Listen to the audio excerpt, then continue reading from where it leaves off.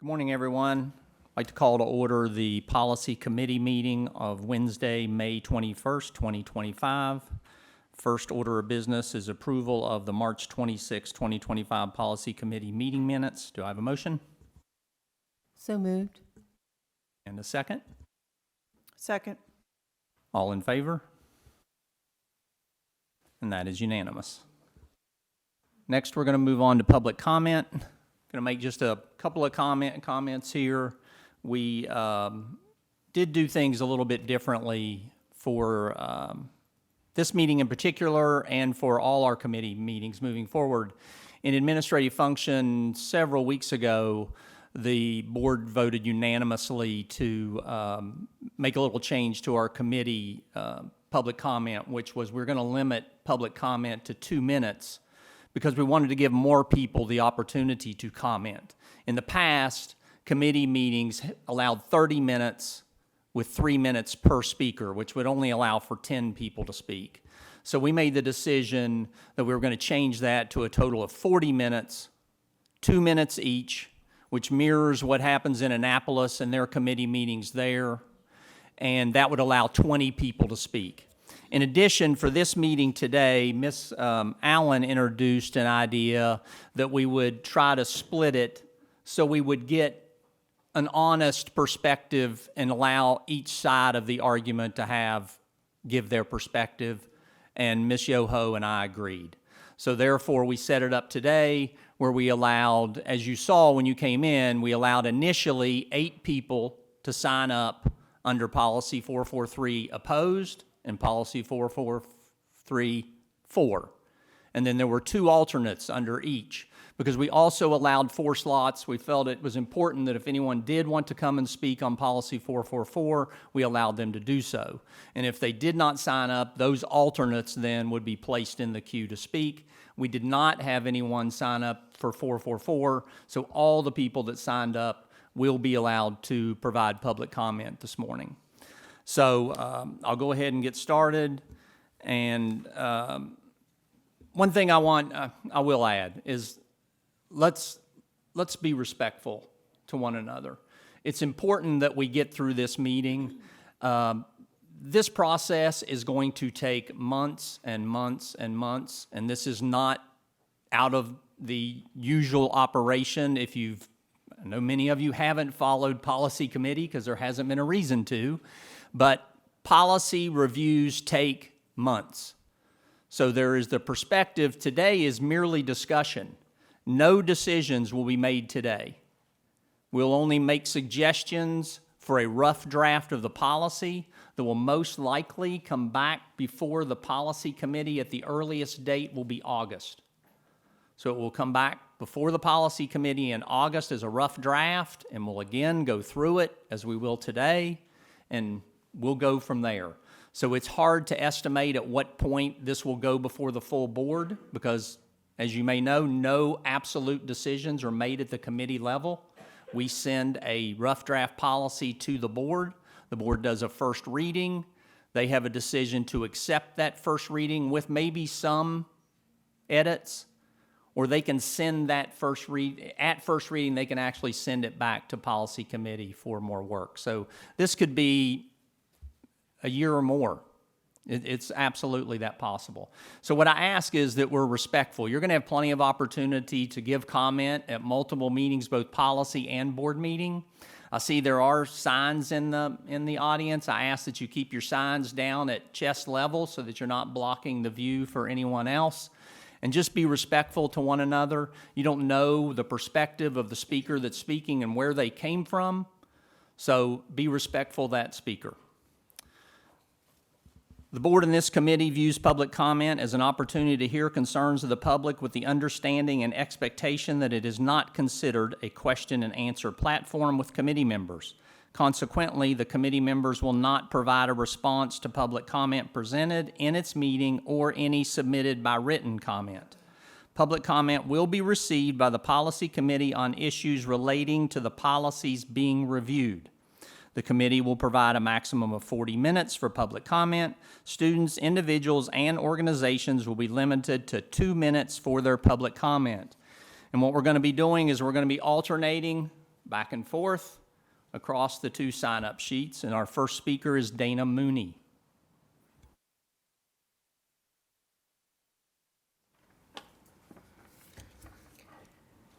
My name is Dana Mooney. My pronouns are she, her. I am here as a parent of an LGBTQ+ student in our district. When my child goes to school each day, I hope that they will be safe, accepted, and celebrated for who they are.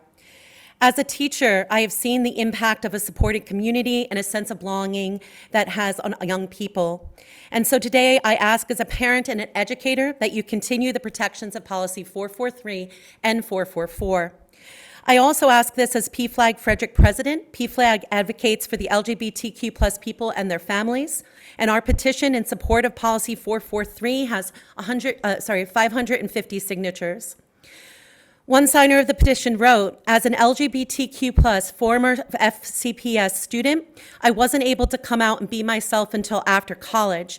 Seeing literally any sign of support for the queer community when I was in school would have meant the world to me and would have let me know that I was safe. These policies are impactful and in the wake of national attacks against LGBTQ youth are more important than ever. We recommend that the majority of 443 and related Regulation 436 remain mostly unchanged, with additions such as adding intersex, clarifying procedures to ask for affirmed names and pronouns, adding gender-neutral signs to facilities that are used by one person at a time, including gender-neutral facilities in new buildings, additional encouragement of visual allyship, and development of middle and high school gender and sexuality alliances. This will create a more welcoming, equitable, and affirming setting for excellence in our schools. For as Maryland State Superintendent of Schools Carrie Wright and State School Board President Josh Michael wrote, above all, our charge remains to ensure that all students have equal access to a high-quality education. All students, regardless of race, ethnicity, gender, neighborhood, disability, socioeconomic status, or the language spoken at home. Thank you. Thank you. Tom Newmark will be followed by Ed Mooney and Phil Sewell.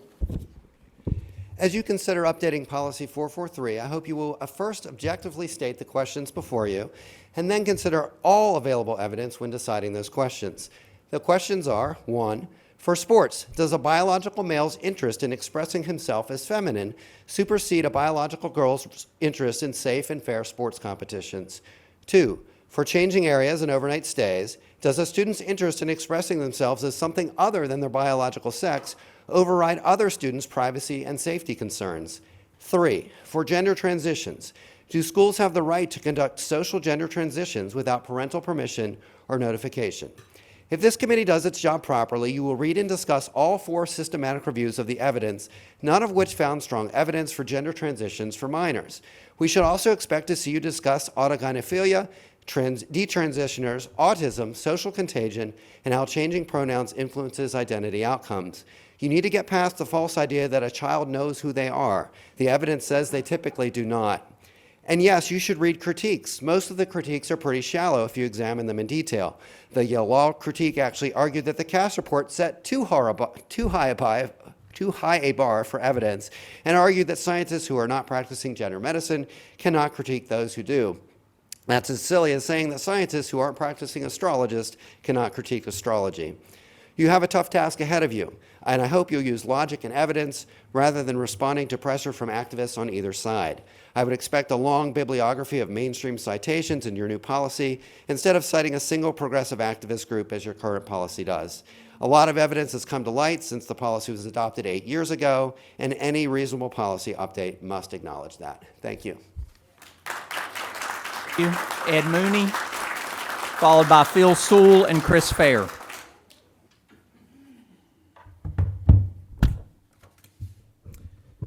Thank you.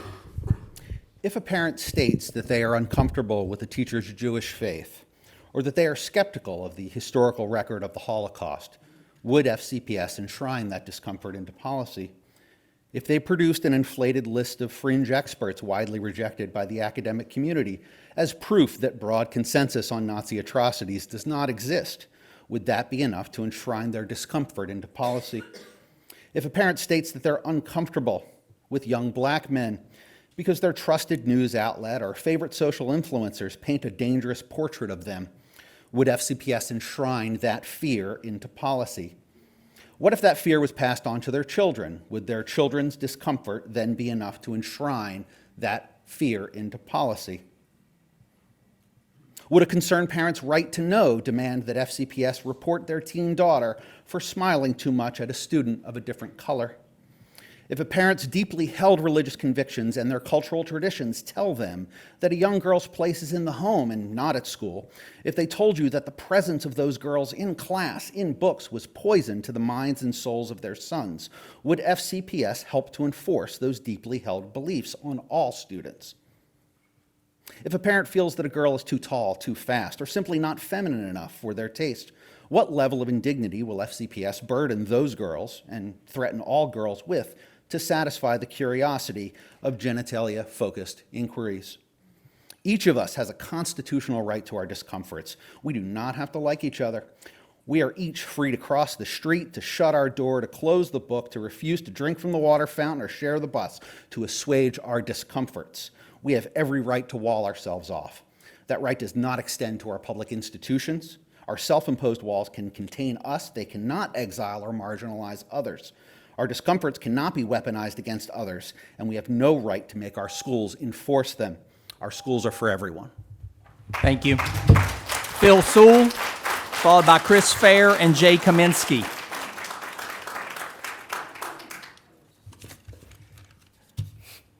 Good morning, and thank you for the opportunity to comment before this committee. My wife and I have custody of our granddaughter who will be attending Oakdale Middle School next year, and Policy 443 is a concern to us. Youth that are stressed, inquisitive, and concerned about their gender identity deserve our empathy and compassion.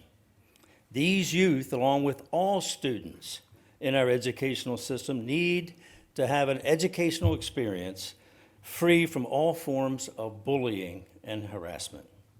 This experience should also support equity, fairness, and behavioral standards that will serve students well in their future endeavors.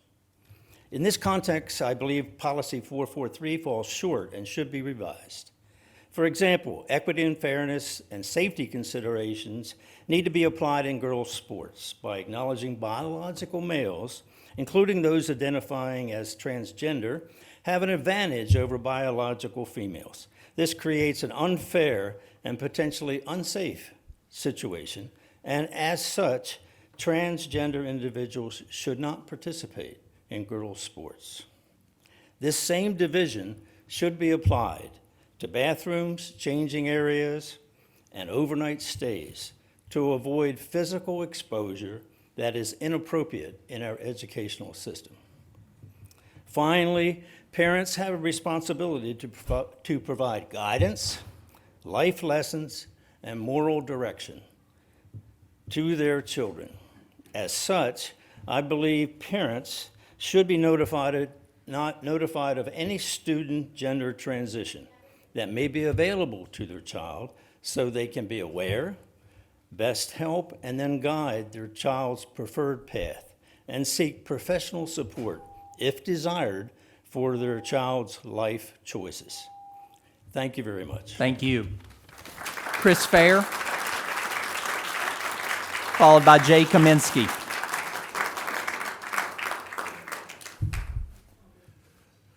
Good morning, committee. Thank you. My name is Chris Fair. I use he, him pronouns. I'm the executive director of the Frederick Center, which serves the LGBTQ+ population. We can speak from firsthand knowledge exactly what the experiences of queer people are in our county and in our community and in our school system. Happy to restart if we want. I'm reaching out to you all today to encourage the review of Policy 443, to affirm the hard work that was done 8 years ago, that was brought to you by students in the school system, both transgender and cisgender students who came forward and said, we need a better policy for how we affirm our trans students to make sure that not only can they show up to school, but they can show up to school ready to learn. They cannot do that when they are experiencing high levels of bullying, inability to use a bathroom, struggling to be able to go to the cafeteria, to be able to eat food, struggling to be able to communicate at home or in school the things of who they are. I come here today to share, instead of the emotional components of this argument, I want to share and talk about the governmental components of this issue. When we talk about government policy, we have to look at the balance of whether or not the policy is having a net benefit or a net harm to the community. You have heard unequivocally from students the benefit that this policy has brought forward. We have heard time and time again, and you've received letters and letters and letters from students that have communicated the benefit that this policy has brought forward. No matter what your personal opinions about transgender people are, the fact is this policy has a huge benefit to our entire community. More importantly, it does not have a harm against any other community. Empowering one community does not negate or take away from the power of another community. I encourage us to affirm Policy 443. Thank you. Thank you, Mr. Fair. Jay Kaminsky, followed by Joya Clevenger.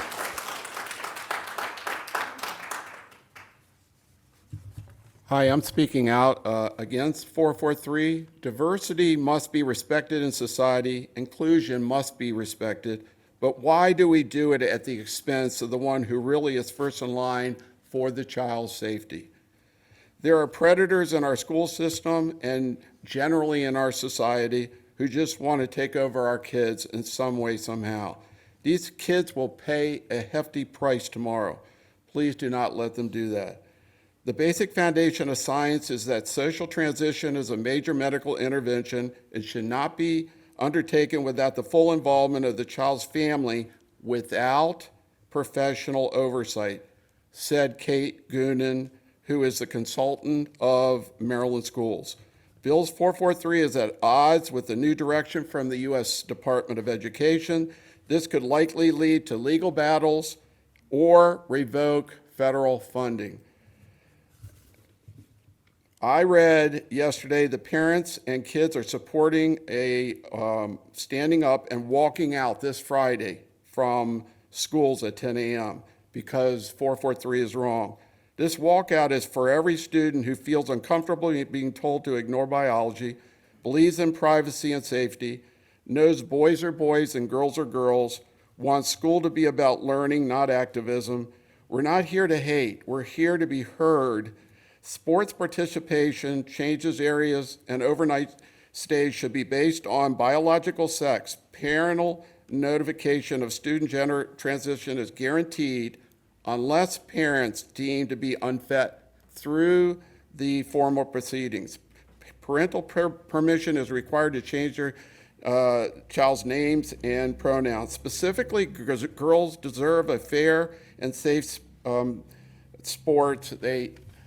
I just have to say that I got involved with this because of, that's it. That's it. Thank you, Mr. Kaminsky. Joya Clevenger, followed by Aaron Martorano. Good morning. My name is Joy Clevenger. My pronouns are she, her, and I speak this morning in strong support of Policy 443. As the parent of a rising kindergartner, I'm incredibly proud to send my child to a school system that not only honors who he is, but also commits to teaching him how to respect others, whether they are like him or different. As his mother, I see my role as a partner in this work. I will keep open lines of communication, answer his questions honestly, guide him with compassion, and work alongside his teachers and school staff to ensure he is safe, both at home and at school. Because that's what parenting looks like, letting him learn and grow while he's at school and nurturing his individuality and curiosity every step of the way. This policy does more than provide guidance, it reflects our values. It gives educators the tools to support all students with dignity. It creates safe learning environments where every child can thrive, including those who too often face isolation or misunderstanding, both at school and unfortunately at their house. Research and common sense tell us that students do better when they feel accepted. They attend school more regularly, they participate more fully, they're more likely to graduate. When we affirm students' identities, we're not giving special treatment, we're giving every child what they deserve: dignity, belonging, and opportunity. Supporting this policy isn't about politics, it's about people. It's about ensuring our schools reflect the best of who we are: inclusive, respectful, and committed to the success of every student. The only changes worth considering to this policy are those that would make it even stronger and more explicit in its protections. Thank you for your leadership and your commitment to every child every day. My son will grow up more confident, compassionate, and secure because he's learning in a school system that affirms every student for who they are. Thank you. Thank you. Aaron Martirano, Missy Dirks, Chase Bournes. It seems to me that there's some confusion about what this policy actually does, because I don't believe that if this policy went away, bullying would be okay. I don't believe that if this policy went away, that students would have to behave in a very specific manner. I don't believe that there is a right way to be a boy or a right way to be a girl. However, I do believe that there are boys and girls. All we're talking about here is bathrooms, changing facilities, sports. We're not talking about allowing these children to be mistreated. We're not talking about allowing them to feel like they are less than. Every child deserves the chance to go to school and feel honored and respected. But they also have the right to use the facilities that are assigned to their sex without people of the opposite sex being in there. That's not fair, and that's not okay. Having boys compete in girls' sports is not fair, and it's not safe. Over and over again across the country, there have been examples of girls being injured because of boys playing in their sports. Over and over, there have been examples of girls losing out on podium spaces because of boys in their sports. That's not fair. Nobody is saying that those kids cannot participate, but they have to participate among the sex that they were born as. There's nothing bigoted about saying that a boy is a boy and a girl is a girl. Thank you very much. I appreciate your time. Thank you. Missy Dirks, followed by Chase Bournes and Casey Day. Good morning. I'm Missy Dirks, president of FCTA. I am here this morning to remind you of how and why Policy 443 came into existence. It was because of the advocacy of our students. I was present in the boardroom in 2015, 2016, and 2017 when students came to the BOE consistently recounting stories about how the lack of policy and guidelines for staff and students was making them unsafe on our school buses and at school. They pleaded with the board to do their job to create safe school environments for all. At the same time, the CDC youth risk behavior data for Frederick County also showed a need for welcoming schools policy. On that survey, when students were asked about being bullied on school property, 43% of LGBT students responded yes, compared to only 20% of the straight students. When asked if on at least one day in the last 30 days did a student not go to school because they felt unsafe at school or on their way to and from school, 16.3% more of our LGBT students replied yes compared to their straight peers. Even after data was presented and brave students shared their stories, it still took months of advocacy for the BOE to start considering a policy, and then many more months of crafting and editing work before the policy passed in 2017. The policy was reviewed in 2018 and had minor revisions in 2019. The narrative is that the policy was created with a political agenda without any input from the community, and that's false. It was thoroughly debated and reviewed policy process started because of brave students had the guts to come to public comment and say, I'm not safe at school. You, the adults, need to do something to fix that. What is politically motivated are the attacks on this policy that has been in place for almost a decade. Over all that time, students and educators have reported the positive difference it has made to educational experiences in FCPS. These political attacks from adults are full of hyperbole and what-ifs, unlike the original students who had actual lived experiences. Thank you. Thank you. Chase Bournes, followed by Casey Day and Angela McIntosh. Okay, good morning, everyone. My name is Chase Borns. I'm speaking against Policy 443. I think we've seen both sides of the argument very well today, and what it is it's a Marxism revolution that has been taking place in FCPS now for the last 10 years. Karl Marx said the education of all children from the moment they can get along without a mother's care shall be in the state of institutions at the state's expense. So what is happening now is FCPS is in favor of the teachers controlling parents' children, and they don't want any influence from the home because it's the breakdown of the nuclear family. And then if you read the Communist Manifesto, it says, get control of the schools, use them as transmission belts for socialism and current communist propaganda, soften the curriculum and get control of the teachers' associations, put the party line in the textbooks. I think that's evident here today.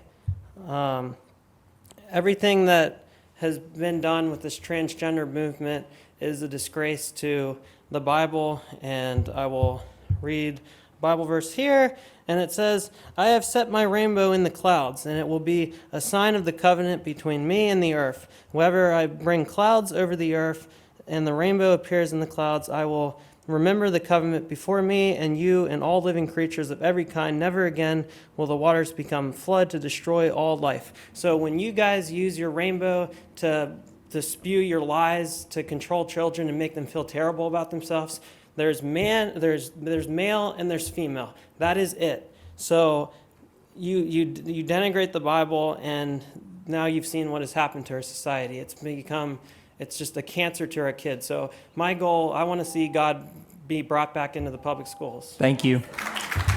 Casey Day, Angela McIntosh, Heather Goddard.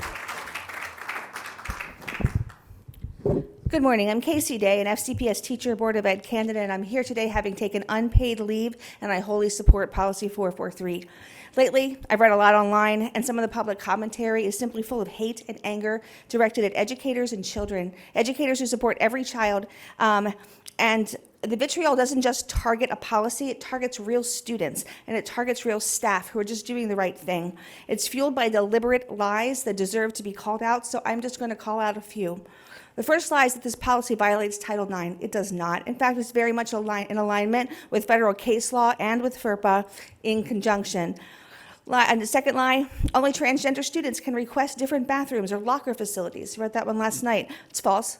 In Section 6, it's right there. All students can request alternatives if they are uncomfortable. There are things in place for all students. Schools are trying to transition students. It's false. I don't have time to transition students. I'm teaching them. I'm trying to teach them to code. I'm trying to teach them to remember to put their phones away. The policy doesn't mention providing transition, and it's not happening. In fact, just like any other medical information, a student's transition status, when known by the school, is private, protected, and shared on a need-to-know basis. That teachers are forbidden from informing parents. Again, that's false. Policy 443 requires staff to respect student privacy as required by the law. In federal law, FERPA, court rulings like Nguyen and v. Wolf and Wyatt v. Kilgore confirm that outing a student without consent, even to parents, can violate their constitutional rights. Newer lie that I just heard today is that schools are trying to take over the parents' roles and cut out parents. In fact, most of the teachers, if you talk with them, are trying to get parents more involved in their classrooms. I contact parents daily and hope for replies back so that we can work together for students. And lie 6, perhaps the most dangerous, is that teachers are predators trying to program students. It's false, slanderous, and an attack on the integrity of the entire population. Let's be honest about what's happening here. People are using lies to stir up fear and push an agenda. But our job, your job, is to lead with facts, protect students, and reject hate in all forms. So I urge you to stand by Policy 443. Thank you. Angela McIntosh, Heather Goddard, Misty Miller.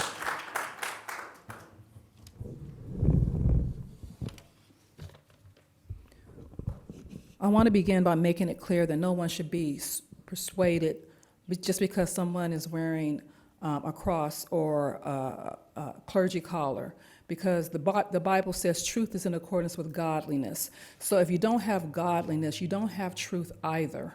And the truth is, God created them male and female, and DNA determines whether we're a male or a female, a tree or a human being. Now, it seems that the only time that those who lean progressive know what a woman is when the interests of transgenders conflict with those of biological women. In these instances, women are easily identified to be treated as if their mental and physical well-being is secondary to that of transgenders. That, in essence, is what Policy 443 does. It lets biological females know that their right to feel safe and secure in the most intimate of spaces doesn't matter. Now, Loudoun County, Virginia officials also had a policy like this, and it resulted in a female being raped. So it is also false to present a narrative that no bad ever happens because of a policy like this. That is an established fact. And as long as biological males identifying as females are allowed in female spaces, there's no way this board can realistically guarantee that somebody's daughter in an FCPS school will not likewise be raped. Now, making someone feel included should never put other people's mental and/or physical well-being in danger. You can make excuses for this policy, but you cannot make what is fundamentally dangerous and a bad policy good just because it helps you reach your inclusivity goals. If it remains in place, it must be adjusted so that spaces for exclusive transgender use are put in place. Males have always had exclusive spaces. Females have always had exclusive spaces, so it's no insult for transgenders to have exclusive spaces. It doesn't matter how many letters of support you get for this policy. It's bad, it's dangerous. Do what is in the best interest of all students by creating exclusive spaces. Thank you. Thank you. Heather Goddard, Misty Miller.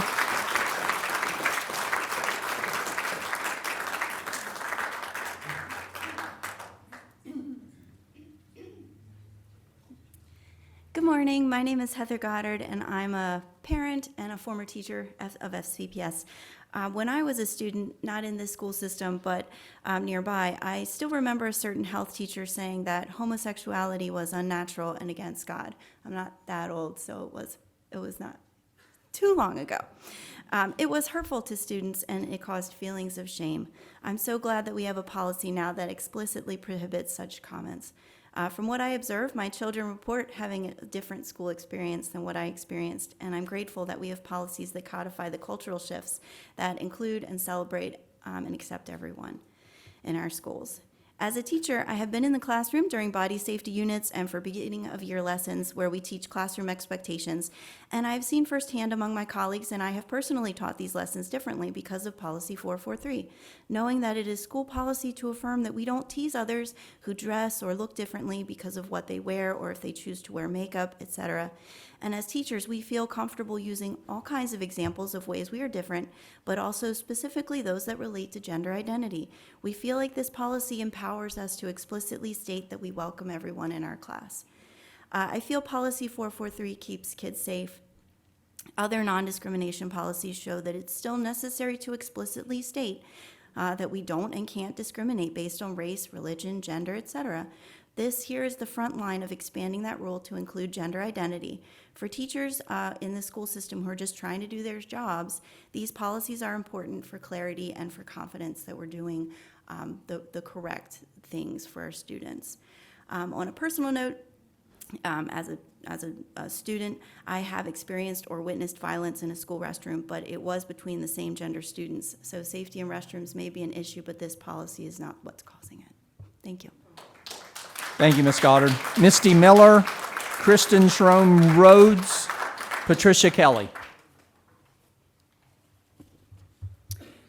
Good morning. My name is Misty Miller. I'm here today as a concerned parent regarding Policy 443, which permits the using of a restroom, locker room, or overnight stay of gender identification, permitting biological males to play female sports, and lastly, being allowed to withhold information from a parent pertaining to a child's well-being, which for a policy stating inclusion, this seems to be in favor of the opposite, excluding parents and parental rights and creating isolation, separation, and detachment for children and their parents. As a mother of FCPS students, I believe I have an obligation and responsibility to speak up for the safety and protection for our children, young women, and young men. Allowing biological males into the bedrooms of overnight stays and locker rooms of girls changing and or being exposed is placing girls in a vulnerable, compromised, and potentially unsafe situation. The same holds true of allowing biological males playing in girls' sports. Female sports were created to empower girls to create an even playing field. And whether we choose to acknowledge it or not, a biological male is genetically stronger and faster than a female. This policy also denies a girl of equal opportunity as well as the increased risk of physical injury and harm, particularly when it comes to contact sports. In all sincerity, protecting female athletes should not be controversial. My hope and prayer are that kindness and compassion is shown and displayed to all students, teachers, administrators, and parents, while at the same time protecting children, young women, and young men, and restoring wisdom, discretion, and common sense in our local and public schools. Thank you for your time. Thank you. Kristen Schroem Rhodes, followed by Patricia Kelly.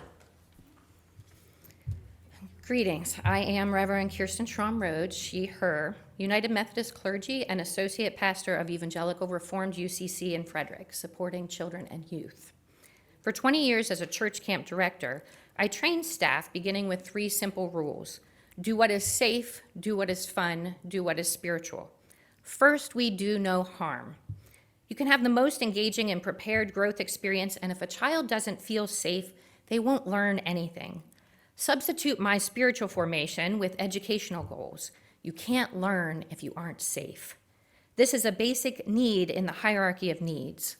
Misnaming, misgendering, transgender, and non-binary students, and harassing them in hallways causes physical and psychological harm.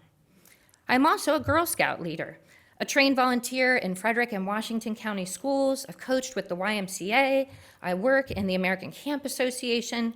With a degree in counseling, I've worked at Temple University's Counseling Center and with Millersville's Emergency Response Team. I'm also a parent of FCPS students. With my experience as a youth development professional, I value Policy 443 because it puts student safety, health, and caring environment at the forefront. It's based on accurate science and supported by reputable organizations. A few minor changes could include requesting and using affirmed names, including bathrooms that are labeled gender neutral, increasing training for staff, teachers, and students about how to recognize and confront hate speech in the form of bullying and microaggressions. This matters to me and to students and families in my church and community.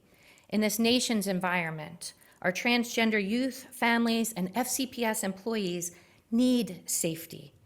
Anxiety, depression, and suicidality increases for transgender and non-binary youth based on not being safe.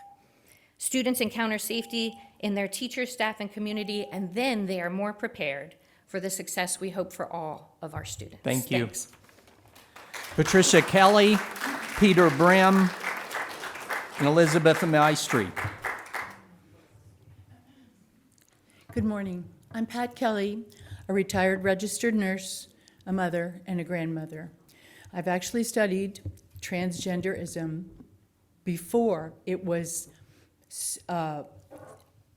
accepted widely in the community in its early stages.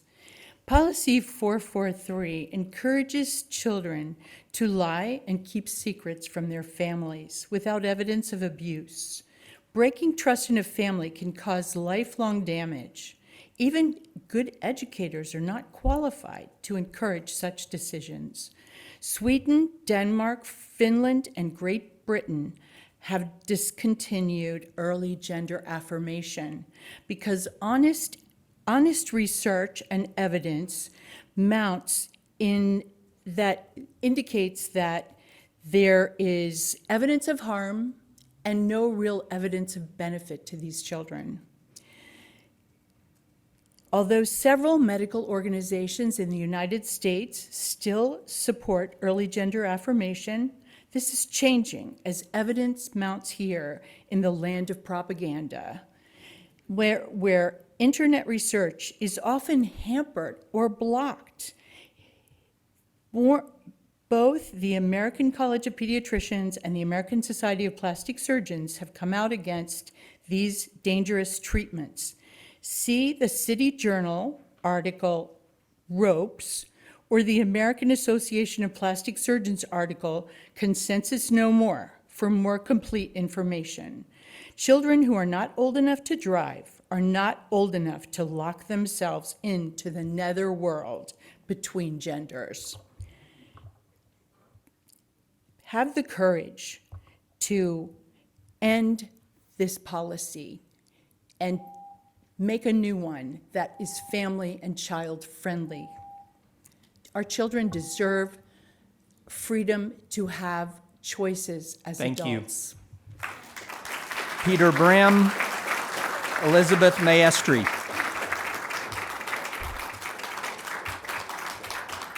Good morning, Policy Committee. My name is Peter Brim. I use he, him pronouns. In support of Policy 443, I'm here today as president of the Consistory, which is the Board of Directors for Evangelical Reformed United Church of Christ. The congregation supports a couple things, including Policy 443, and as part of that, I want to first affirm that the trans identity is real and not imagined, as some people have said. It's not imagined and it's not invented. Science tells us this, and so does my experience. I know trans children, I know trans teenagers, I know trans young adults, I know trans adults, I know trans seniors. These are my neighbors and my friends, and they are real and genuine and authentic people. That's why this policy is so important, and especially for the school system and our children and youth in the school system. In case anybody cites theology, which has already happened this morning, or cites the Bible as part of this policy discussion, I do want the committee to know that the United Church of Christ affirms that all of us, including trans people, are made in God's image, and that as God's children, God loves all of us. And this means in the marketplace of policies, and given the hostility that we have seen and heard even in this space, that the laws, regulations, and policies, such as Policy 443 and 444, that affirm trans people, and in today's setting, trans children, are important and necessary. I ask that you affirm Policy 443 and possibly strengthen it. Thank you.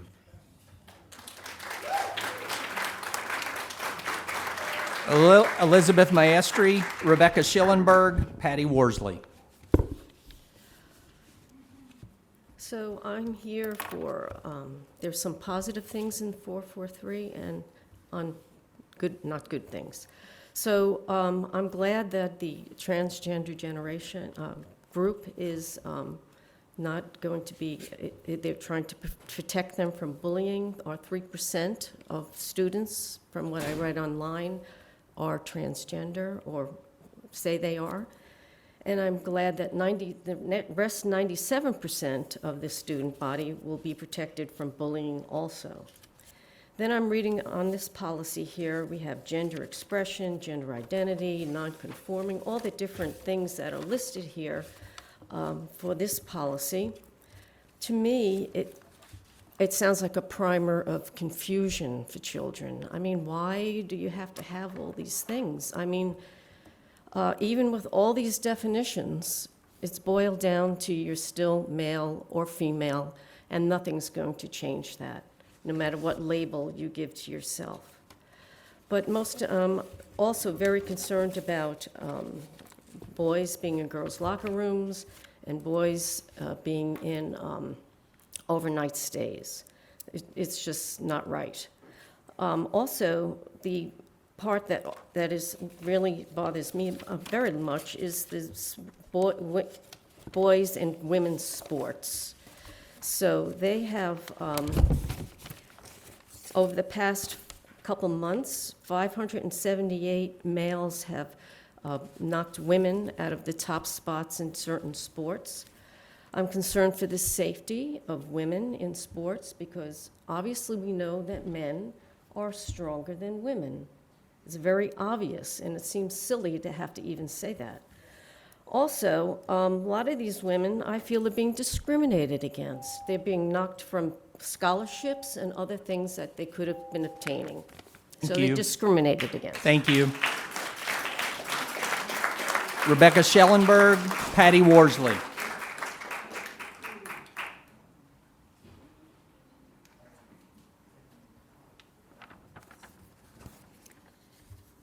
I'm Reverend Dr. Rebecca Schillingberg. I know the Bible. The Bible is not science. It's not history. So I turn to scientists to find out about biological sex, which is more complicated than most of us think. We think XX, you're female, XY, you're male. But that's chromosomal sex, not biological sex. Only one gene on the Y chromosome matters to sex, the SPRY gene, which can make you genetically male. And sometimes that SPRY gene pops off the Y and moves to the X. So now you've got an X with a SPRY and an X with no SPRY. A Y with no SPRY means physically you're female, chromosomally you're male, and genetically you're female. An X with a SPRY means you're, an X with means you're physically male, chromosomally female, and genetically male. This is complicated. It's more complicated than most of us learned when it was boiled down in biology class. So you can be any number of things, which is more than what the Bible says. So it's not a binary classification like most of us learned.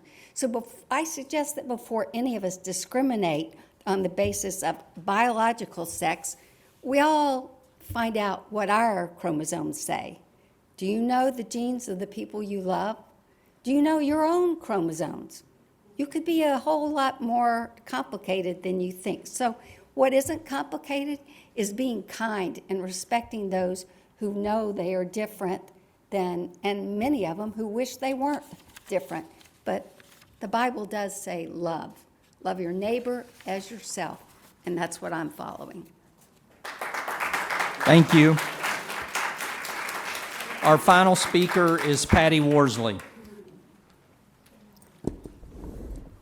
Hi, thank you so much for having us here.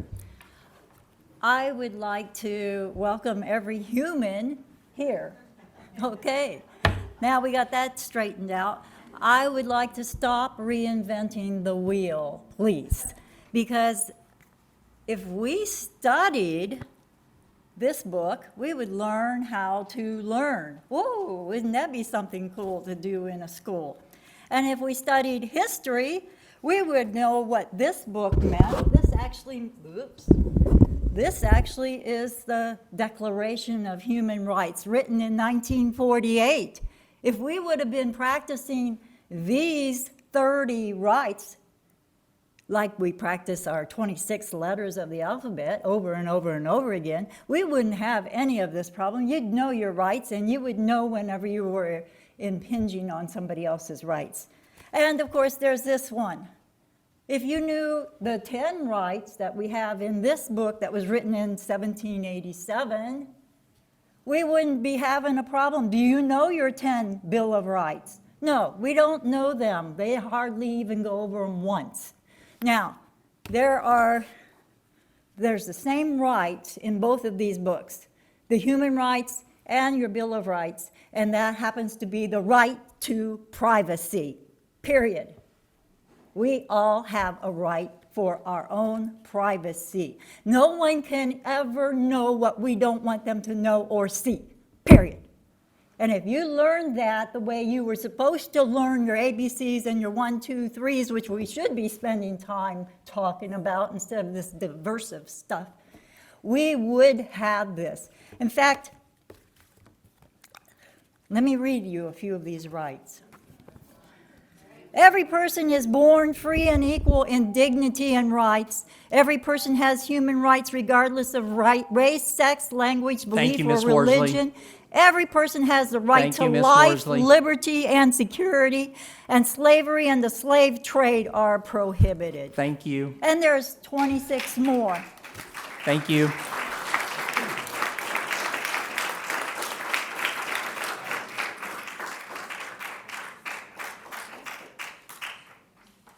All right, that concludes our public comment. I want to thank everyone for your respectful response to each other's public comment. I want to thank everyone for coming here to comment. We're going to move forward on the discussion. And again, today is merely a discussion. We're going to go section by section on the policy under the new framework of our policies. And we're going to discuss each section. I did want to recognize that we do have 3 additional board members here today in the audience, Ms. Gallagher, Ms. Brennan, and Mr. Black. They're here to hear from you, to observe. They're not participating, so therefore there's no quorum. We're not violating any Open Meetings Act here, but they did want to be here to hear from you in person, so I thank them for coming. So I'm going to go ahead and go around the table, and if folks would like to make an initial brief comment, I'll allow that. Ms. Yoho? I'm going to pass for now. I have a lot of thoughts, and it wouldn't be brief, and I'd like to just see how the discussion ensues. Thank you. You'll have plenty of opportunity over the coming months, so thank you very much. Ms. Allen? Thank you. I disagree with the current policy language, not out of prejudice. While I am empathetic towards this student group, and I really am, I do have compassion, my role requires considering all students. Policies aimed at protecting specific groups may seem discriminatory and risk creating division. We must align our policies with athletic governing bodies and current state and federal laws. We can support this population of students without the infringement of rights on others. And we can change how we address and manage the complexities around a student who is struggling with their biological identity. As a school system, we must consider the overall liability of our policies. We must consider the safety of all students in and out of the classroom, safety of students in sports, the privacy of all students, the rights of teachers and staff to uphold their beliefs without consequence, and the rights of parents to be the primary decision maker in the overall health and well-being of their child.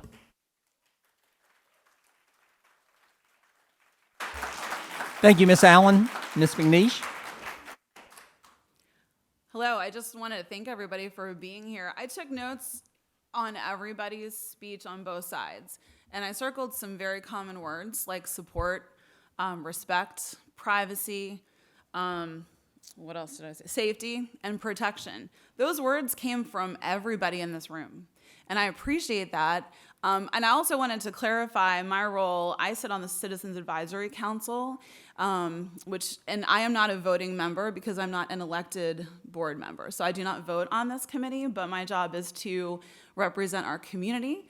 Our committee goes out and gets feedback from all sides and tries to bring it back here so that our board has more input from all of you. So that's why I'm here, and I'm looking forward to working together to start this process.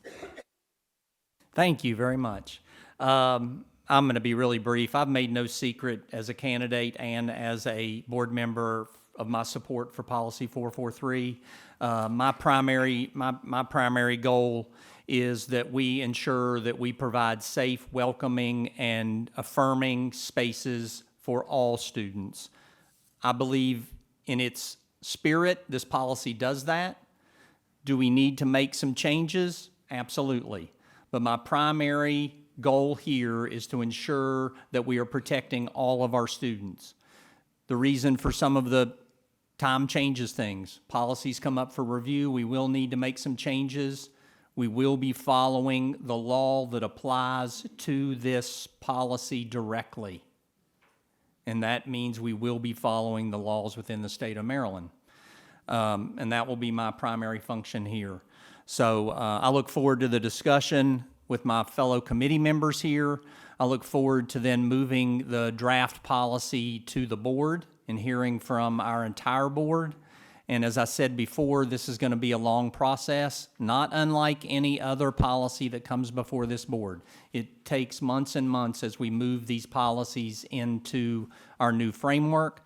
This policy in particular, you see that it has not been reviewed since 2019. So it's going to take some time.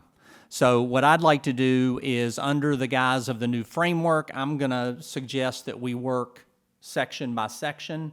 So I'd like to start with Section A, which is the policy purpose. And if anybody has any edits, any particular comments regarding that, I'll allow you to share. Ms. Allen?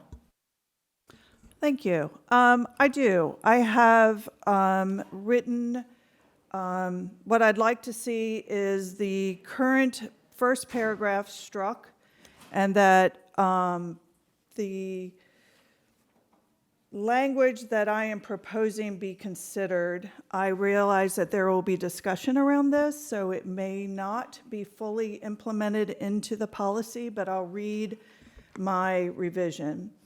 The purpose of this policy is to establish expectations for how schools can best support students with gender dysphoria, or gender questioning, or gender nonconforming, or identify as transgender, and to establish expectations to ensure parents are informed about their child's gender-related concerns and participate in any decision about how to best support their child in school, and set expectations of the school as a whole on how to responsibly respond to situations in which a child requests gender-related accommodations. Thank you. I did want to point out that we're all going to make suggestions as we go down through here, and these are all, we'll each email these among the committee, Mr. Blivis, and then those will be compiled, and we'll work together to formulate the sections in the policy. So I wanted folks to understand that. If you have a paper copy that I can mark up while we're talking, that would be very helpful.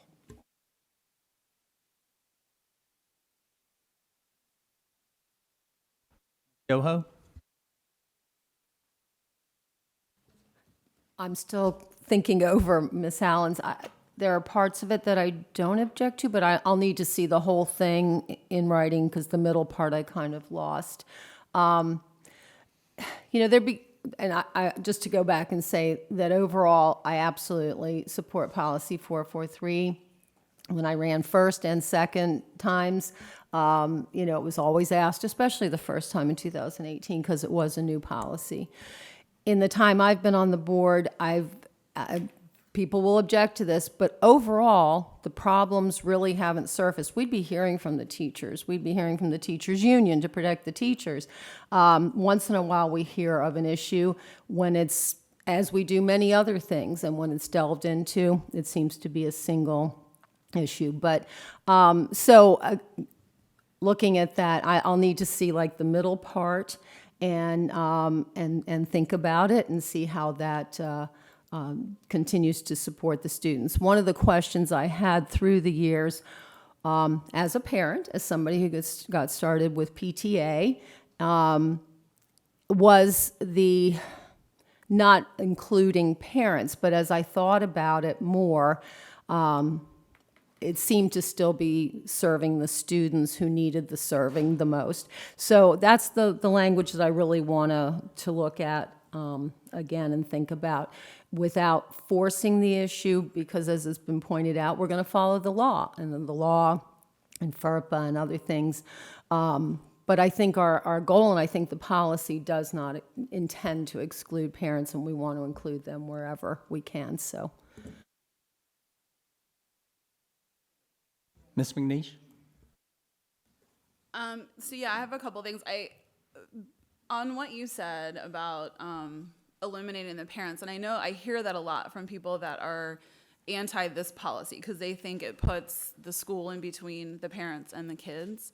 And I think also there are laws in place that protect students' privacy for all kinds of things, not just this issue or, my mom grounded me and I missed this birthday party. I mean, there's all kinds of things. I worked as a school counselor, so I heard all of it.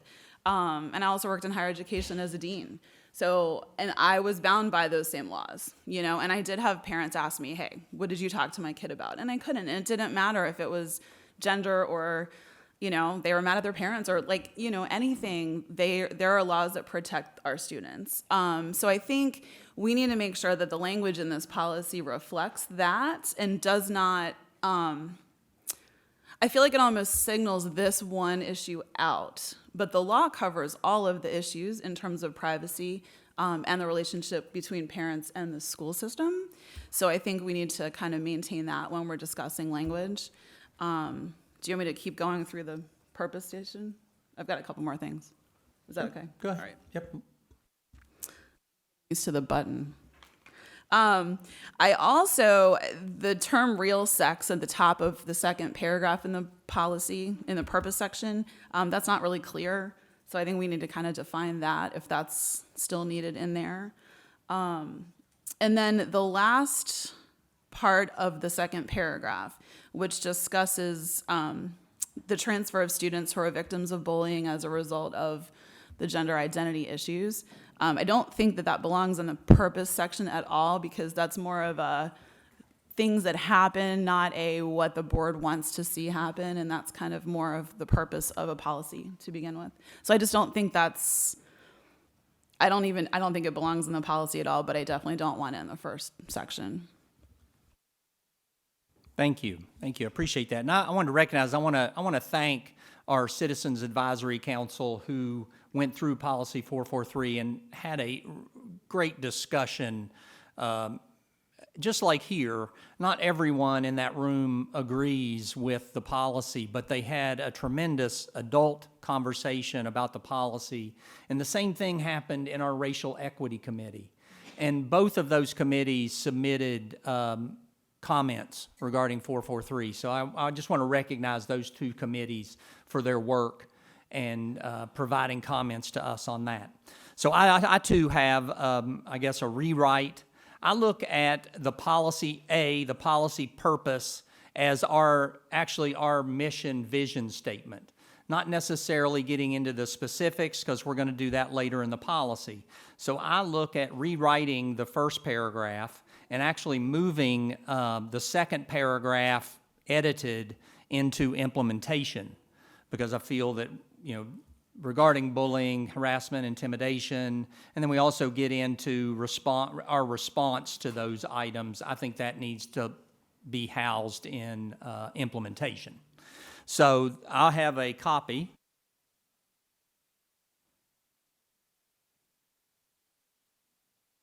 And for benefit of the audience, I'll read my proposed policy purpose. The Board of Education, Board, is responsible for providing a safe, welcoming, affirming, and supportive environment for all students. The purpose of this policy is to prevent discrimination, stigmatization, harassment, and bullying of students who are transgender or who are gender nonconforming. This policy is designed as an overarching framework to ensure that all students have the opportunity to express themselves and live authentically without fear of bullying, harassment, or intimidation.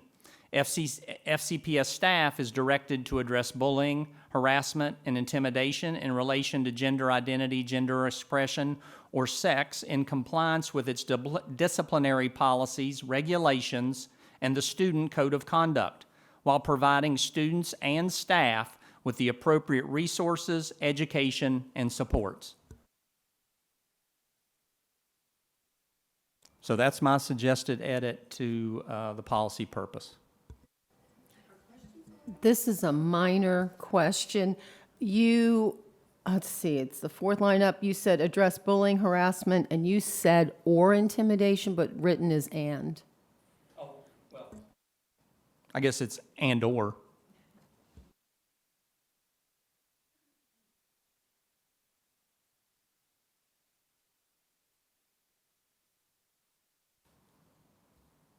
And again, this is a perfect example of where we're going to have to meld our thoughts into what I perceive, again, as a vision mission statement for the whole policy, because later in the policy, we actually then move into a policy statement in which we get into maybe more specifics, and then obviously in implementation is where we get into the real specifics around the policy and really each of the topics that were addressed here today.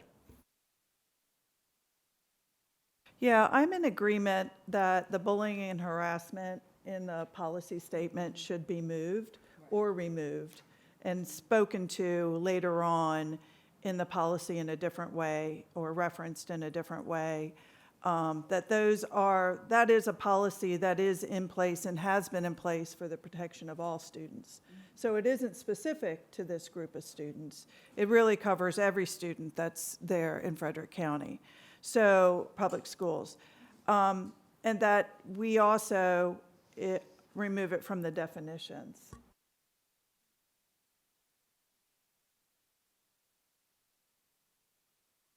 Go ahead.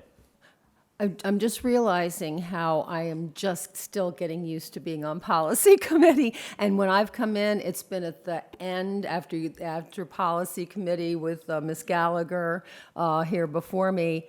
Really, we're hashing things through. This is the first one I've ever been on where we've started from the beginning to hash through. And so while I've done a lot of thinking, I've gotten some information from the county, but the actual process and going through. So mine's more in my suggestions and thoughts are more into the other parts. And I'm just like, oh yeah, they have copies and they've really reworded things. So I will know better in the future.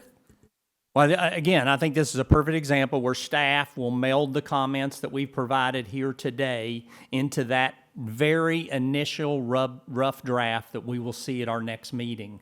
Then that will be in front of us, and frankly, we'll pick that apart and make specific edits because we'll have something that's combined among all of our comments that will allow us to then edit and come up with a final, in this case, a final policy purpose. That's why I emphasize to people that this is just the beginning. No. So before you move into the... No. So before we move into the next section, I just want to make sure I'm clear for staff purposes what the expectations are. It sounds like there's some consensus with respect to the first paragraph needing to be revised with two different proposals that we will work to try and harmonize, and then removal of the second paragraph, with that paragraph either out altogether or relocated elsewhere. Yes.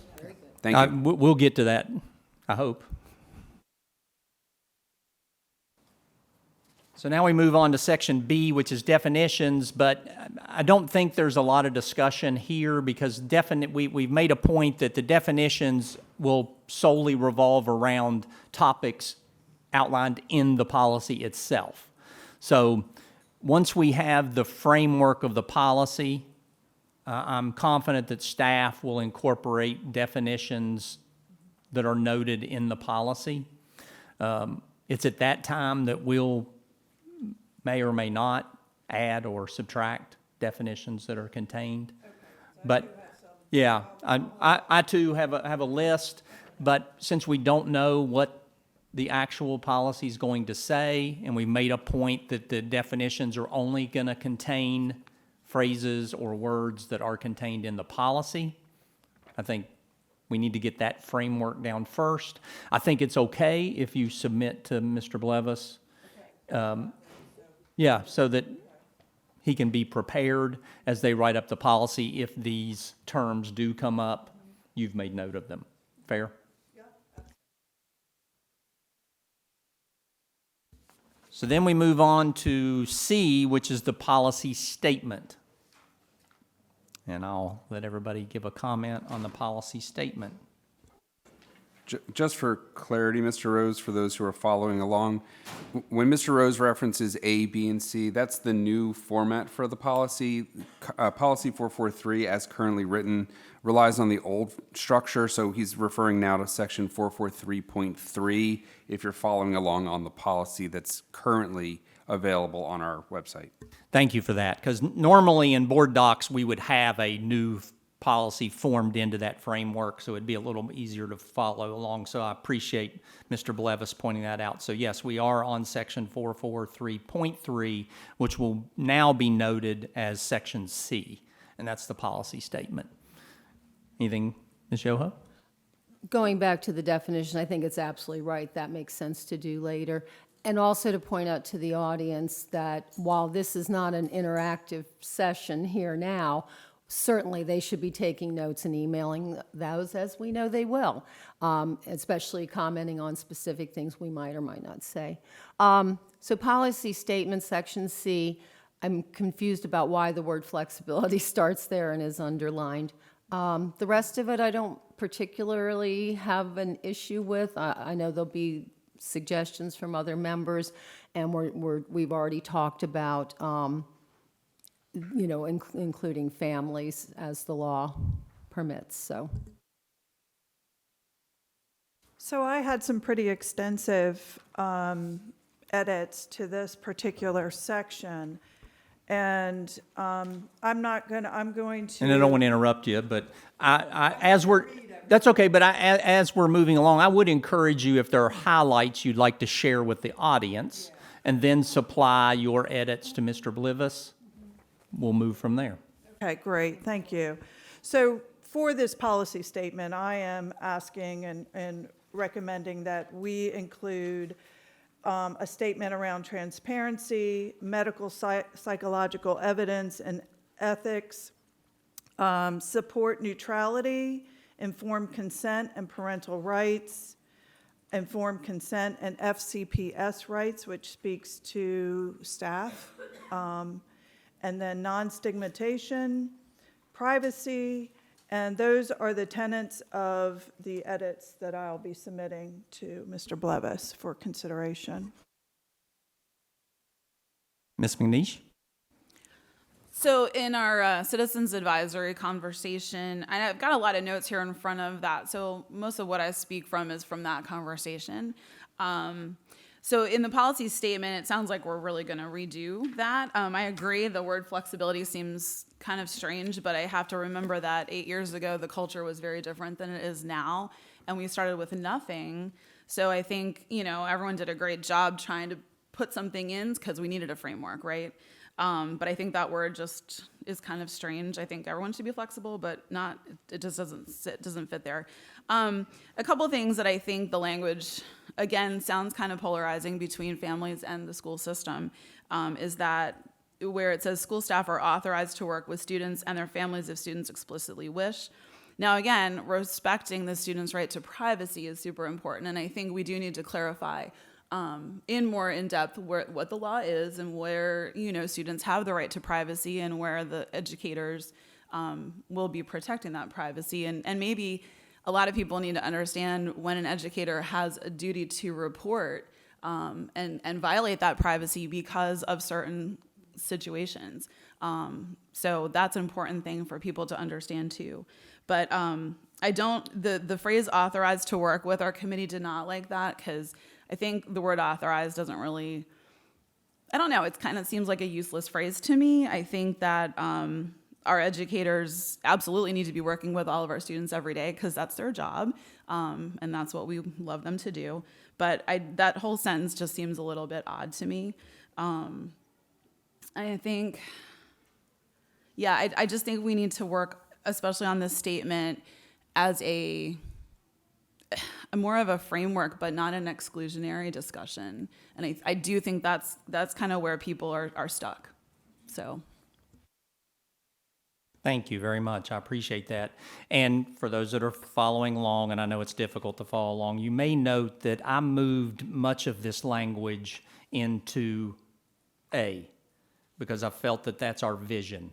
And I apologize, a lot of my work comes from the corporate world and deal in vision and mission statements. And so I moved much of this language into our vision, which I shared earlier as our policy purpose. So I have taken the liberty of writing up a policy statement that I'll share with everybody, and then for the benefit, I will read it. C, policy statement. The board is committed to FCPS schools that will be free of discriminatory acts of hate, violence, insensitivity, and disrespect, and that all students will be provided equal access to curriculum, facilities, and extracurricular activities that align with their gender identity, gender expression, and a sincerely held part of the student's core identity. Every school will embody a culture of respect grounded in the board's core values that promotes understanding, respect, civility, acceptance, and positive interaction among all individuals and groups.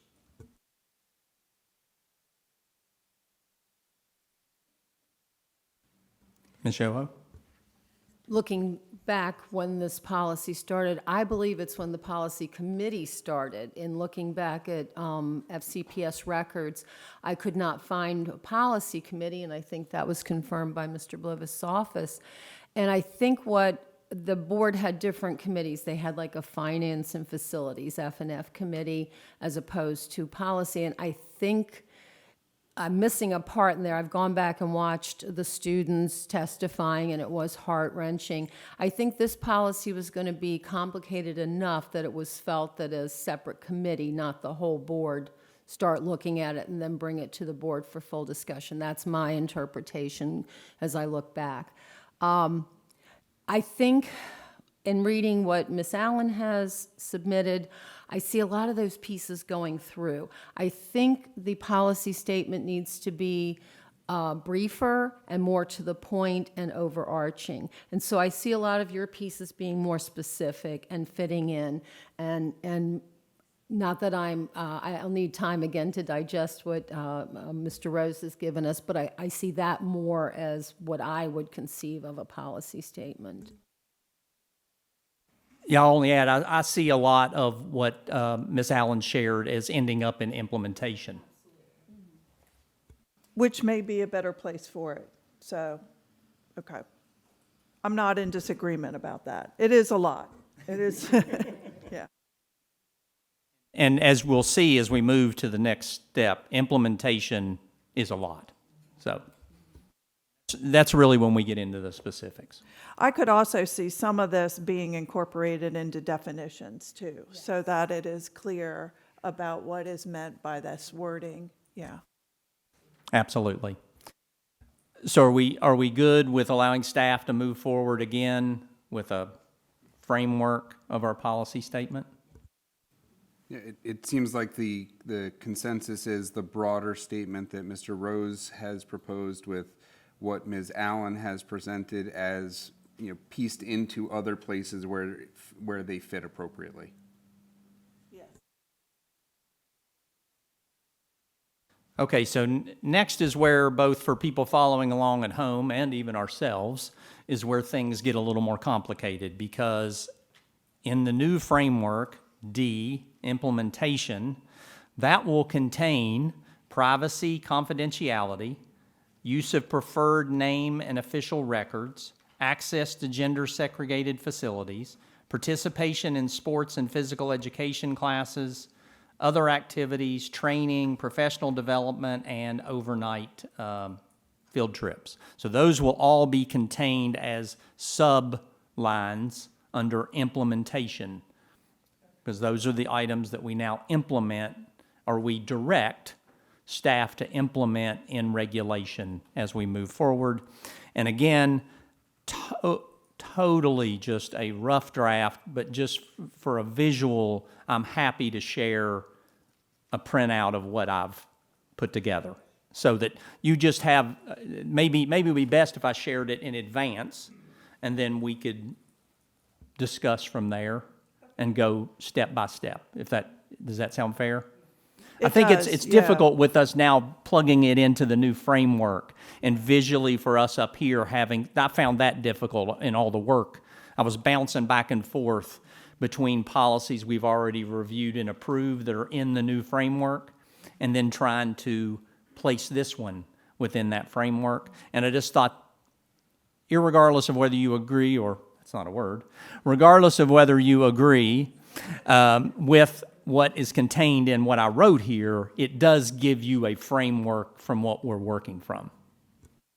Yeah, I appreciate that, because, I didn't even consider the new framework or the new template for the policy when I went through this, and understanding that there are sections in the new frame or a new template that will be incorporated.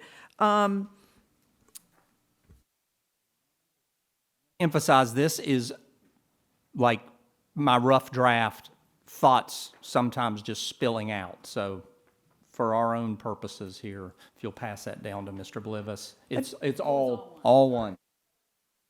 I thought we were passing one.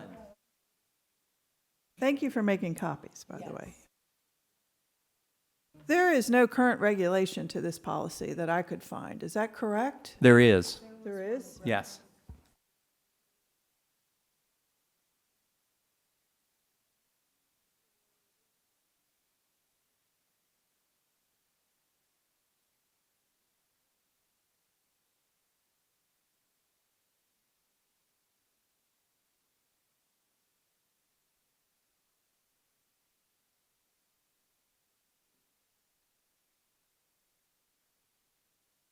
So, Ms. Allen, 400-36 is the corresponding regulation.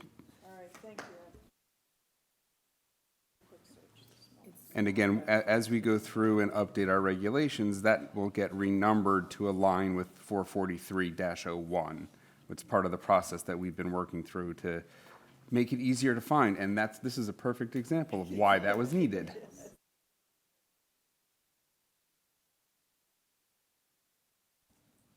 Did everybody get one? Yes. Okay. So I guess in this case, we'll just start with implementation number 1, which on the existing policy is 443.4, which is privacy and confidentiality.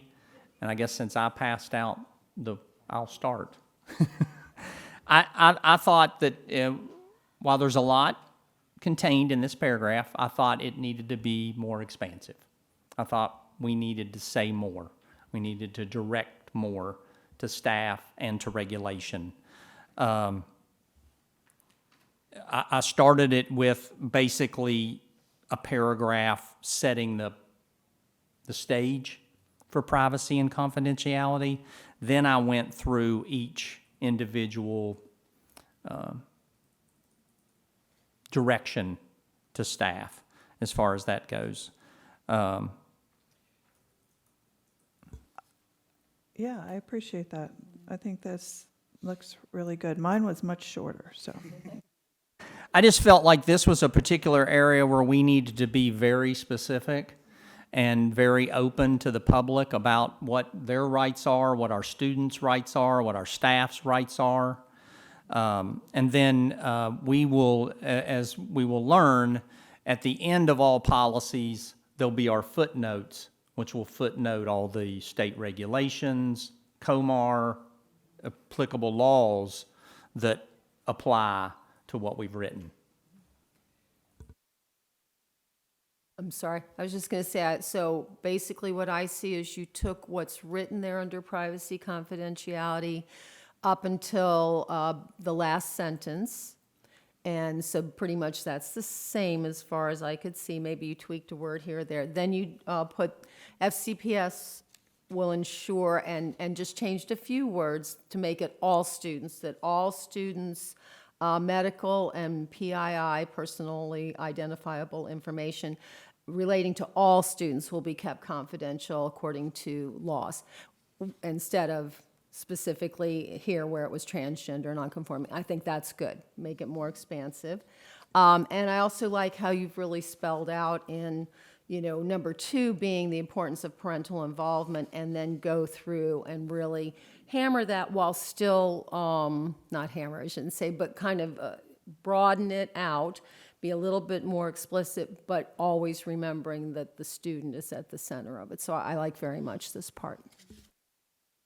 And if it's okay, for the benefit of the public, I'd actually like to read that section, if it's okay. Under what will now be under privacy, confidentiality, and then A is kind of the overarching statement about privacy and confidentiality, and then 1 is kind of the dry language about applicable federal, state, and local privacy laws. The next one, 2, the board acknowledges the importance of parental involvement in the lives of their student, but also recognizes the rights of students to share personal and private information at a time and place of their choosing. And there then are several subparagraphs that apply to that policy statement. I'll go ahead and then, so therefore, A would be, every effort should be made to encourage and support communication between transgender and gender nonconforming students and the student's parent guardian. Now, one thing I want to point out here, this language all previously existed. It existed in regulation. But I felt like it was important to move it from regulation into policy, so it's a direct statement by the board to the public that we respect the rights of parental involvement wholly, but there are guardrails, both legally and ethically, around that. So I felt it was important that we move that statement out of regulation and place it in policy. So then part B is staff should provide the student the opportunity to meet with a school psychologist to discuss a parent-guardian communication plan. School staff should also offer to meet jointly with the student and their parent-guardian at school. And then C is parent guardians should be contacted anytime there is a health, mental health, or safety concern regarding the student.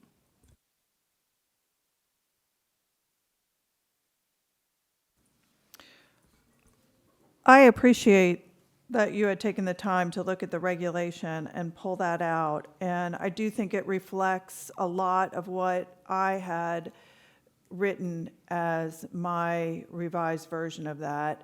And, you know, I do want to state that I think that it's important that we do recognize the student privacy laws, all of those, and that there is a specific statement in our policy about that. But while encouraging or actually expressing to the public our desire to have parental involvement. I mean, I think it's fair as a board for us to state that we all want parents to be involved. I mean, I think that's fair. But we have to respect, as we state in the very first paragraph, we have to respect the privacy of the student and their opportunity to share that information when and where they most feel comfortable. And the thing is, because I think about this a lot as a parent, is for how long is this student keeping this from you? And that has to be just unbelievably difficult. And I wouldn't wish that on anyone. And I hear this all the time. We talk too much about fear. We talk too much about, oh, the student isn't sharing this information because they're afraid. And then the answer is, turn it over to CPS. Well, I find that in the vast majority of these cases, that's not the case. Students aren't necessarily afraid. You know what they're afraid of? They're afraid of disappointing their parents. And they have to be allowed to have the opportunity to work through those feelings. But I just think about, if you think about someone is coming to school and living and, you know, as a transgender student, are they, I mean, as an older person, I try to figure out how exactly are they living multiple lives under my roof. I'm wondering how long that would have been allowed to happen, and I can promise you the relationship that I had with my children, not very long. Now, I understand that all of us have this fear that our child would not confide in us on any topic, from teen pregnancy to being gay, lesbian, transgender, any of those topics. Our fear as a parent, our number one fear to me, is that my child wouldn't come to me. Because what that does is that sparks the one thing that kind of overarches a lot of the discussions here, is it reflects on you, as it makes you feel like a failure. And that's the way I think about a lot of this. So while we have to respect, and there is legal precedent on this regarding privacy laws for students, for minors. So we're following the law here. And as a system, we're going to respect that. But under no circumstances are we encouraging anyone to lie or keep secrets. What we're doing is we're respecting the rights of that student, and we're, by policy and hopefully by regulation, we're going to help them navigate that process. And then I can promise you, if it was discovered that, wow, this is a safety issue, we'll turn that over to the appropriate authorities, because that's not our role. But I find that more often than not, it's just they don't want to disappoint their parents. So I think this policy, we can address that, and we can make it clear to folks that we want parental, because eventually, all parents will know.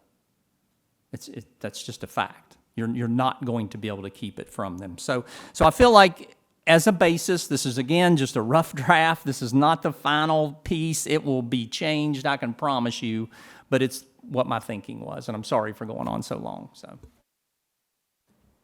No, I think, you know, a lot of this is going to be explaining where we're coming from so that people kind of understand where we get to the final product. And what you were saying was, I've heard the same thing, and what you were saying reminded me of a story written by Emily Pearl Kingsley, who wrote for Sesame Street a lot, and it's called Welcome to Holland. And it just starts out, you're going to have a baby, it's like planning a fabulous vacation trip to Italy, but you get off the plane and you're in Holland.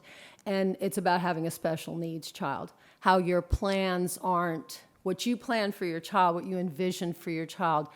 You have to change, and there's this time of acceptance and altering your vision. And I think that's what it's like a lot for parents of LGBTQ children who grow up, is that their vision has to change, and the child, the young adult, whatever, is worried that the parent's not going to be able to change their vision and not accept, and so you know, I think there's a lot of similarities in that. So understanding, and I think you're absolutely right, and I hadn't thought of it before, then the parent feels like the failure, that they have, the child couldn't come to them. So that's an interesting perspective, and I think we just want everybody to know we are sympathetic to the parents. We are not trying to shut out the parents. We're just keeping the student at the forefront of our focus. I think the existing policy doesn't really convey that, so I am glad that we're making these changes and that these changes have been proposed, because I think as the policy stands right now, that isn't the message that we're giving to parents. You know, that message is not in this policy right now. So I'm all for adding language around the inclusiveness of parents in every interaction, every communication. And I understand we also need to abide by the federal, state, and local laws about privacy and student records, so. Yeah, that one, I'm sorry, what you addressed was the one main concern that we had as Citizens Advisory Council, was to add guidance for staff and how to work with students and with parents or family members, sorry. To make sure that they feel like they're part of the team as much as we can, depending on where the situation is. So I think you completely covered all of that, so thank you. And next time I'll try to bring handouts, you guys. So with respect to the privacy confidentiality section, the consensus seems to favor the language that Mr. Rose is proposing. I do have a question for the panel and ask that you speak to this. Paragraph 1A of what Mr. Rose proposes is the first three sentences of current policy 443.4. Ms. Allen, in what you proposed in what was handed out earlier, strikes the third sentence, the sentence starting with the fact that a student may wish to use a different name or pronoun, et cetera. I'm not sure quite how to harmonize where one proposed set of language includes language and one proposed set of language strikes it. There's not really marrying there. It's a kind of an if this or that type situation. So if the panel could speak to whether that sentence should remain in, I would appreciate it. I'll read that sentence so that, okay? The fact that a student may wish to use a different name or pronoun at school or disclose their transgender or gender nonconforming status to school staff does not authorize school staff to disclose a student's personally identifiable or medical information. And I think when I was making just to clarify for you, Mr. Blevis, that when I was making my adjustments, I had removed that because I thought that it would be addressed more under the use of preferred names in that section. So I had struck that language to not be repetitive and to address it differently under that section.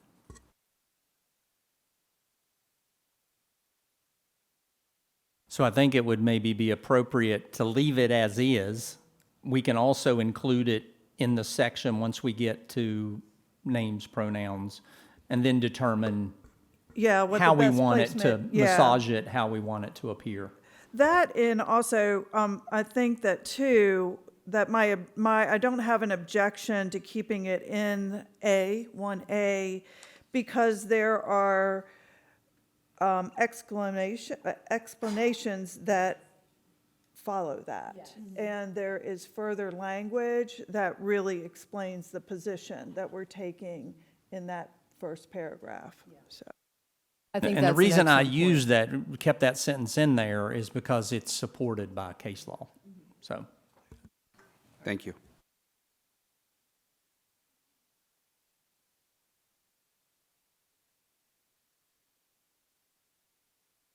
we want to move on to the next one. So the next one in the existing policy is 443.5, and the new policy will be designated as 2, and it's use of preferred name official records.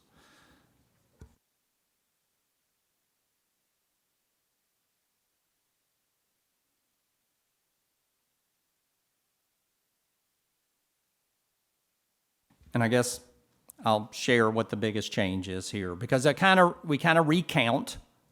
Again, we may be somewhat redundant, but in 2A, FCPS recognizes the right of every student to be referred to by their preferred name and pronoun. All staff who work with students will have access to a current and complete list of preferred names and pronouns for all students. Here's where the change is.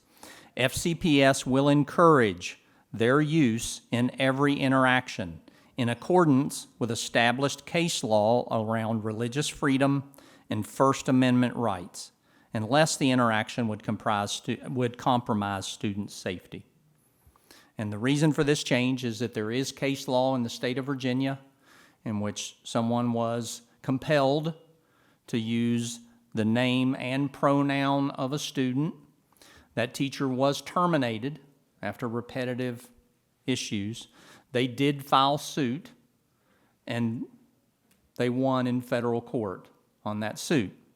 And in this case, it was under the religious freedom, that they had the religious freedom, not because what's interesting is, if you read the full case, the gentleman, this was a male teacher, the gentleman was using the student's preferred name, but he refused to use their preferred pronoun.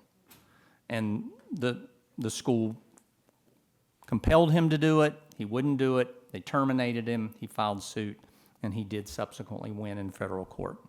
So we are encouraging our FCPS staff in every interaction to use students' preferred names and pronouns. But under law, we cannot compel them to do so. So I think that was some difference in the language that I had proposed. And the language that I had proposed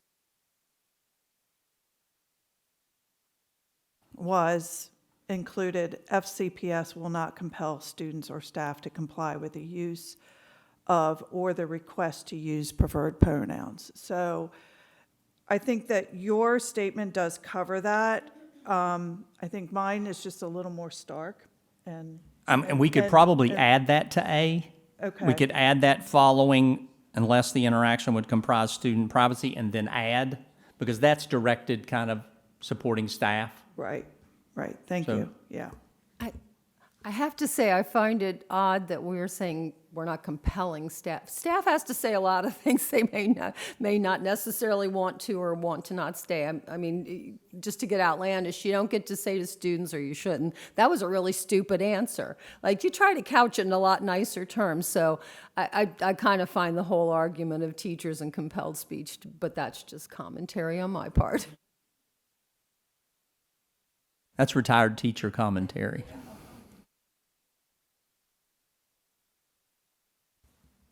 Anything, Mr. Blevis?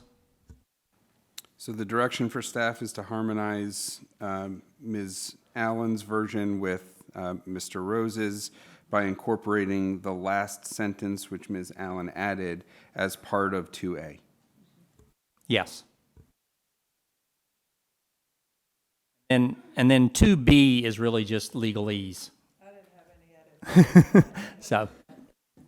And just for clarity, in 2B, where it says on the fourth line under Maryland Law 2, and on the third line after the period 3, those are actually references to what were footnotes in the original version. Correct. And we, as a policy committee and as we draft policies, we have moved away from use of footnotes, trying to incorporate the content into the body because, frankly, no one reads them. Yeah, my preference on B, my own looking at it now, is that on B, all we would say is each school is required to maintain an official student record of each student, which includes the legal name of the student and birth gender. The rest is in COMAR and in law. Is there consensus towards that? Yes, but will we reference that at the end as resource documents or not? Yes, we can incorporate into the section E, which is where we have our additional resources, the COMAR sections that govern the other policies and regulations, external resources. It's an open section for inclusion of other information that readers may find interesting or relevant.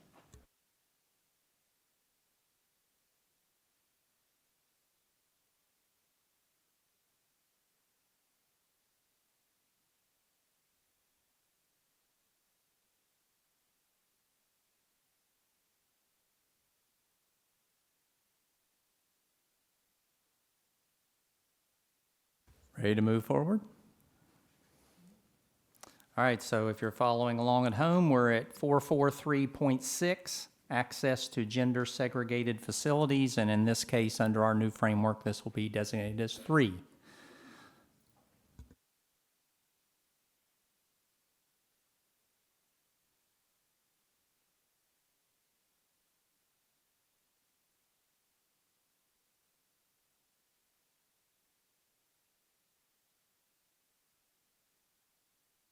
Sorry, editing, you need some commas there to section out both transgender and non-binary. Perfect. So, Mr. Rose, just before we get into the discussion, I do want to remind the clocks still show the 2 minutes, but we are approaching 11:15, and we do have a stop at 11:30.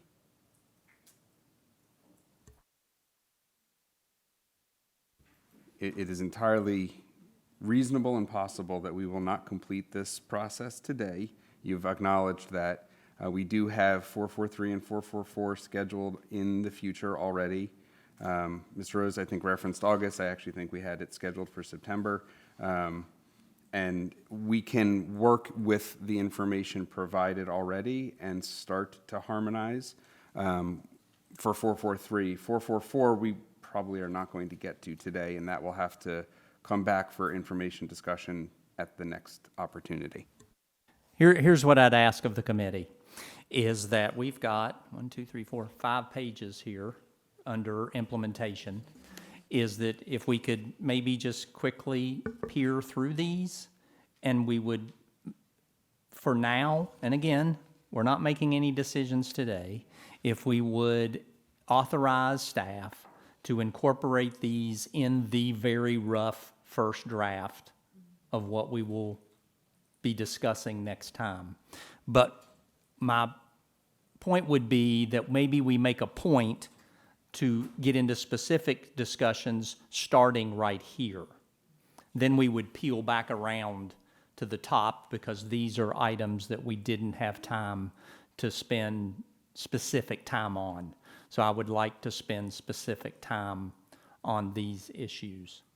So if we can quickly kind of peel through these, if you have any significant objections, we can certainly make those changes, but otherwise we would incorporate them again in the very rough draft that would be presented at our next meeting, and then we would begin to peel back the layers.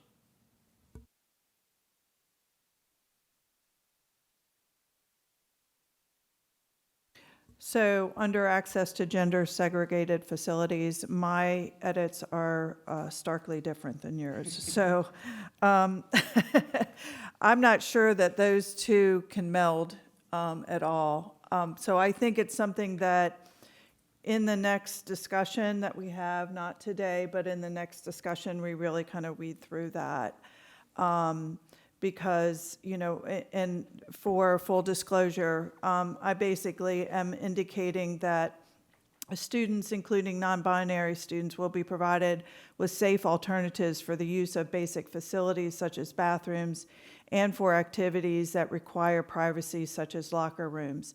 And yours is a lot more inclusive than mine. So I am like on drawing that line where they need to be separate and, yeah. Not unexpected. And mine is continuing to more or less incorporate the existing policy 443 language with some edits and some changes. I'll only share with the public the reason I'm steadfastly holding on to the access is that Grimm v. Gloucester is the law of the land. It's still in place, and it gives students access to the facilities of their choice based on their gender identity, gender expression. So that's where I stand. The law is in place. That's where I was when I put this together. Can you repeat the case law? It's Grimm v. Gloucester County School Board. And this was a case that went through several circuit courts. It was decided by the Fourth Circuit. The Supreme Court was given the option to address, and they chose not to.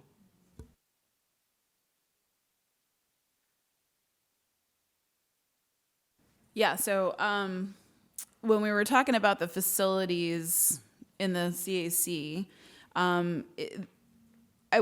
we wanted to include all students in the comfort level of using facilities.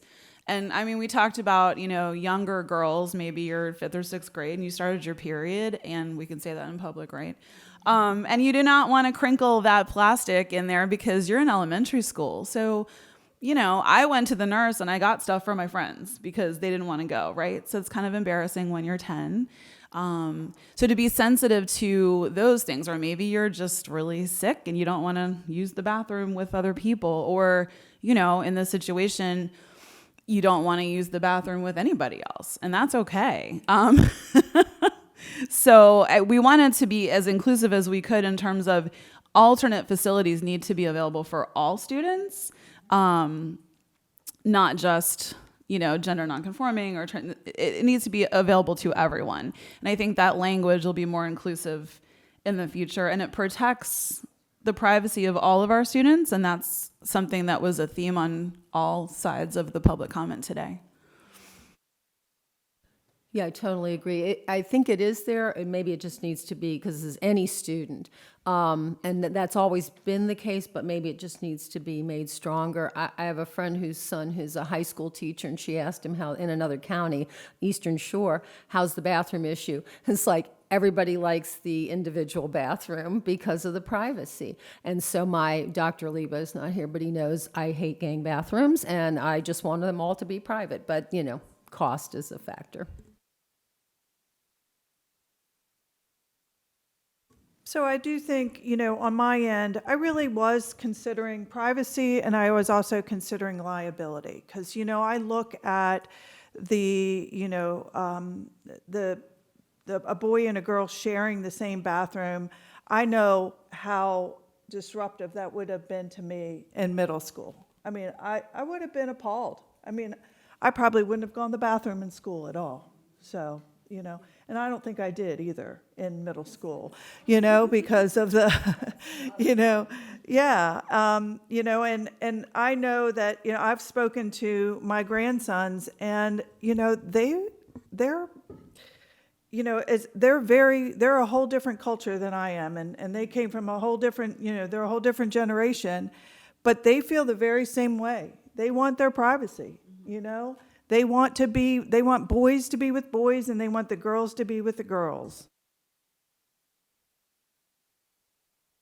I think in our teenager, I have 2 teenage boys. They're both in high school, and they do not go to the bathroom during the day. Not for this reason, but just sometimes they're closed, sometimes the sink's broken. We're in an older school, so there's a lot of reasons, but they just opt not to do that during the day.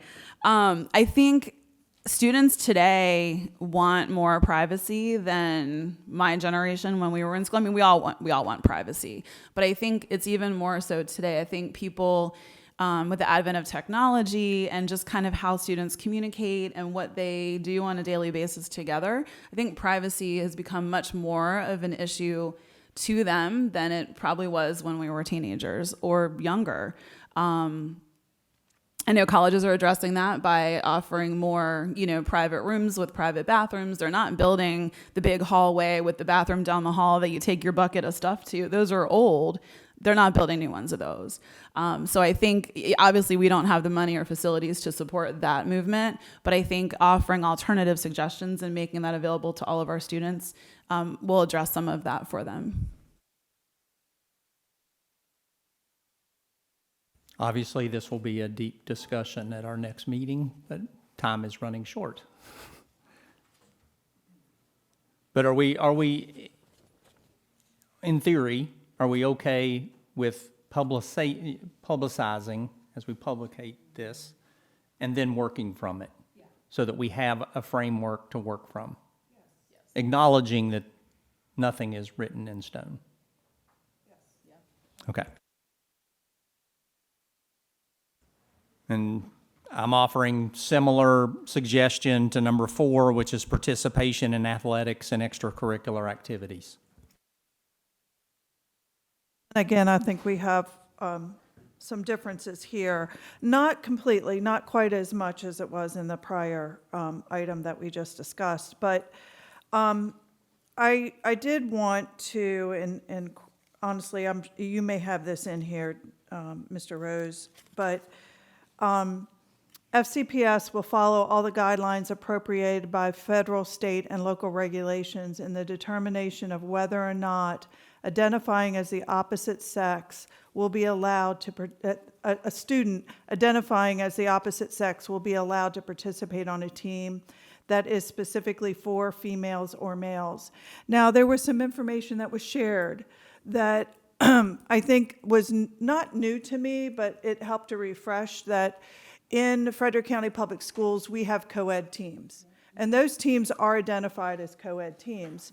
So there's this, what do I want to say, recognition by the student that they will be playing with a student of the opposite sex, possibly, or there's mixed teams.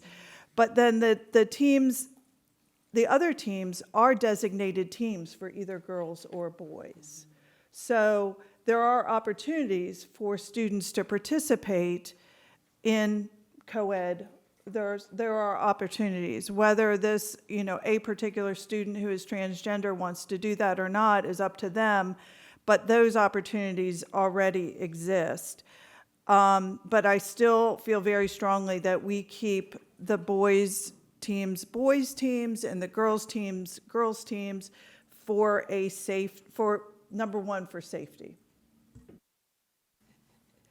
This is the one where I have so much to say, and I see the time dwindling, because this one I have been studying. You have 7 minutes. For years. Well, I won't go on now. And I thank Mr. Kendra. I see that he's here. I thank you for the information on the sports teams, because I realized, my kid's been out of school a long time. I haven't been a teacher. I was never a secondary teacher anyway, and just to get kind of the lay of the land. So I'll share that information with you, because the rest of the board has seen it. Back in January, I asked for some just information on sports and what was co-ed and because I was like, there's girls wrestling? Like, did I know that? And there are no boys volleyball or field hockey. So that just throw that. I did see a petition, I think, to start boys volleyball. We do now have girls flag football.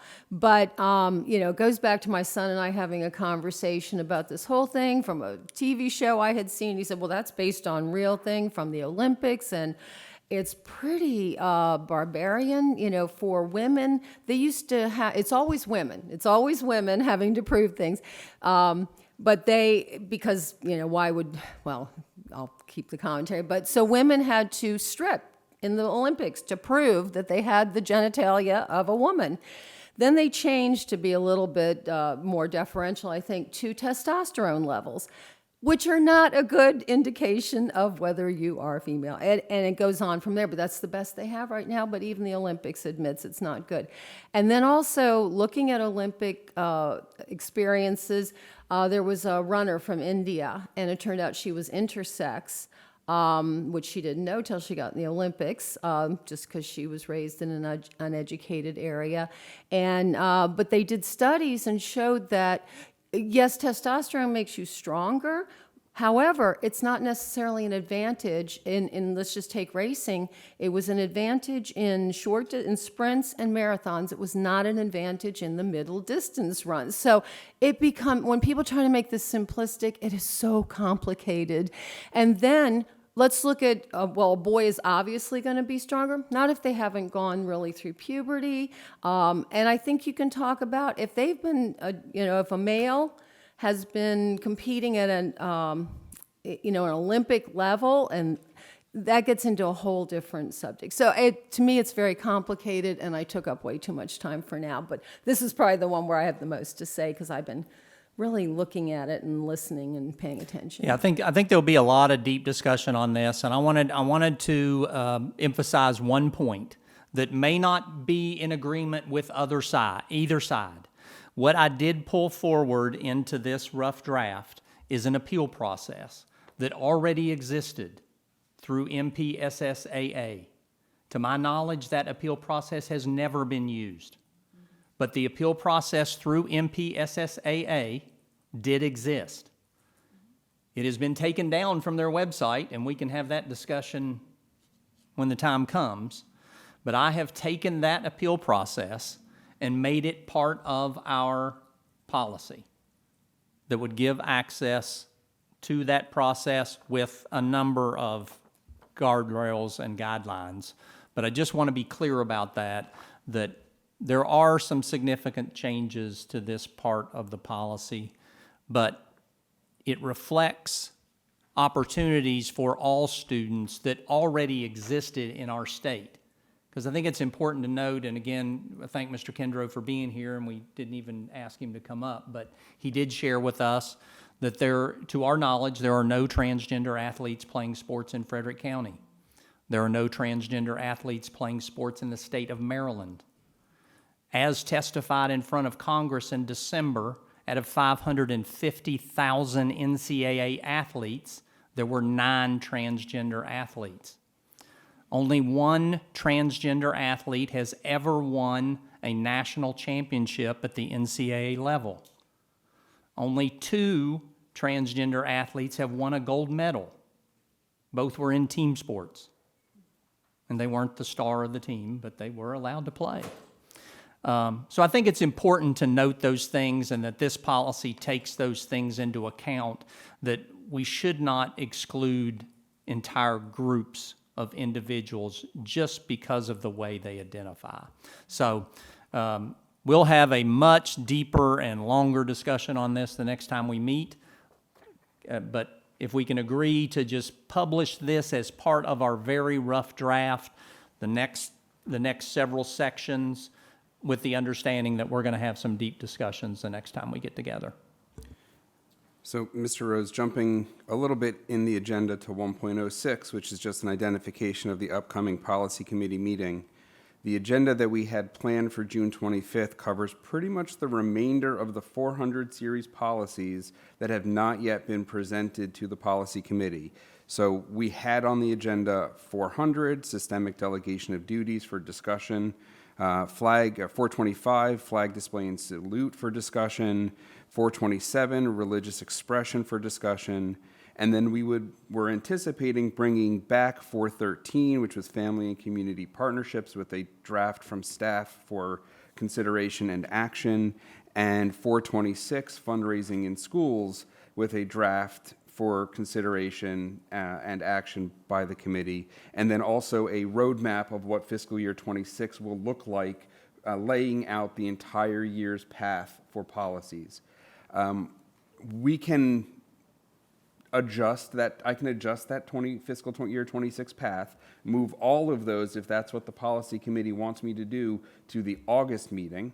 and make the June meeting bringing 443 and 444 back.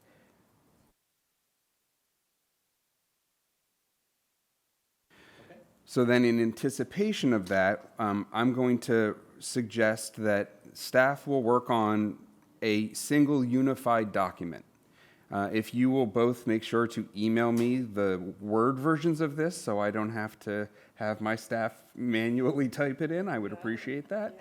And in the process of creating a single unified document, we'll start to make the harmonization and edits for the sections that we've talked about, and we will incorporate the competing language proposals identified as this paragraph proposed by Ms. Allen, this paragraph proposed by Mr. Rose. Knowing that we have generally a deadline of the week before the meeting to have things posted to board docs, Ms. Yoho and Ms. McNeish, if you want to share your own language and you get that to me in advance, I can incorporate that into the draft as well. So we have a single, one document that we're all working off of the same document. I will say that I'm not going to have it be a single running document. There will be page breaks. So as Mr. Rose, you have done, I think that helps keep it clean and easy to follow. So we will incorporate that just for the drafting purposes. The final version would not include that.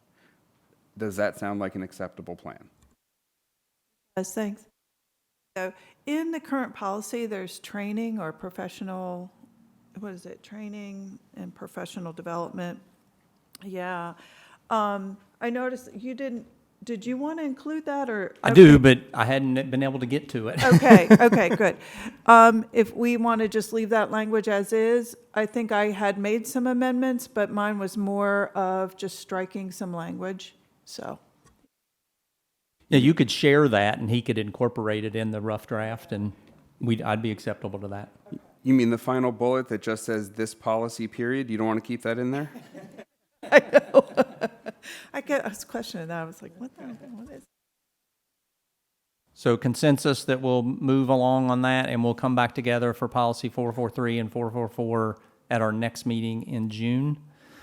We will make a commitment though that we're going to spend an devised time because we have to get 444 through. And maybe we'll start with 444. Yep. We can order the agenda however you like, and again, you'll need to indicate whether you intend to conduct public comment in the same manner. I think we've set the precedent. We will continue to have public comment as we did, but let's move 444 to first on the agenda. If you have proposed edits to 444, I can create the same unified document, knowing that 444 actually was already recently revised. It's a relatively fresh document. It's in the current framework. Correct. Yes.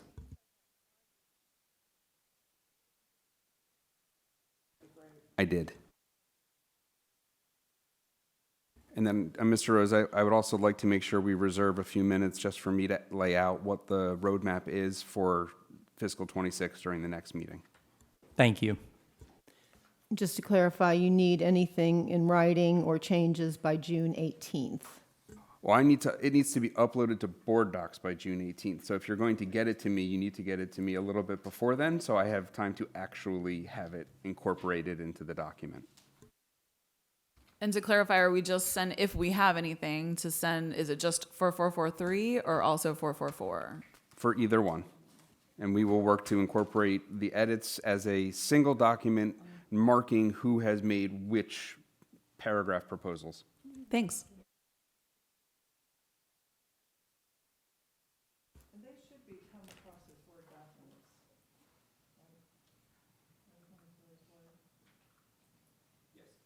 Yes.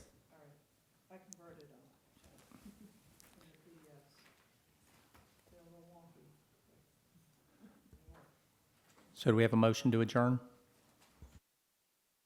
So moved. I'll second. All in favor? Thank you, everyone.